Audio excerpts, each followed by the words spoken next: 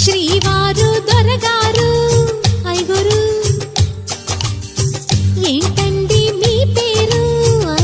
చెప్పండి వరదల్లి ప్రేమే పొంగి ఉరకలు వేసే వేళ ముదు ముద్దుగా అంటాలేండి మీ సరదా తీరేలా డార్లింగ్ గారు డార్లింగ్ గారు